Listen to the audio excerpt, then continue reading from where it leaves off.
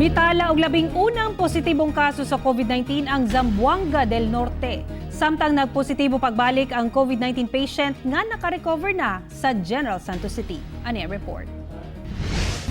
Base sa report sa Philippine Information Agency Western Mindanao, usa ka 63-year-old nga Norwegian national ang labing unang nagpositibo sa COVID-19 sa Zamboanga del Norte.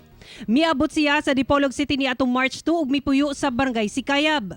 Na-admit kini sa usa ka pribadong ospital ni atong April 26 dihang nakasinati og chest pain.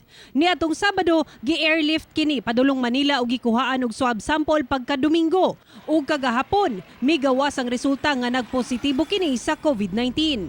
Gipailawom na sa quarantine ang sobra 40 nga nakahimamat sa pasyente.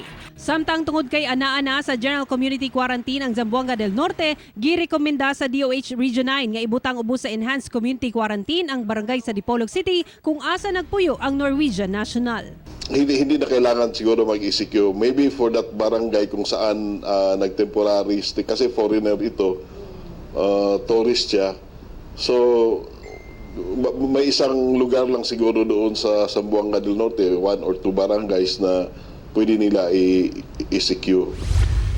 Samtang sa General Santos City, nagpositibo pagbalik ang nakarecover na nga si patient 3669. Na-discharge kini ni atong April 18 apan dihang gikuhaan og swab test ni atong April 28 na sayrang nagpositibo kini pagbalik sa COVID-19. Usa siya ka businessman nga dunay travel history sa New Davao Matina Galliera sa Davao City kung asa posible niyang nakuha ang virus. Sumala sa DOH Center for Health Development Soc-Sargen Region. Sa pagkakaroon naka-strict home quarantine ang pasyente sulod sa 14 ka adlaw. I-admit lang siya kung mag-develop og seryosong sintomas sa COVID-19.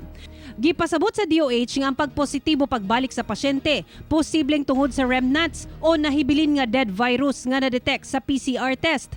Dili sab kuno pasabot nga makatakod ang pasyente. Ako si Sarah Hilomen Velasco para sa One Mindanao.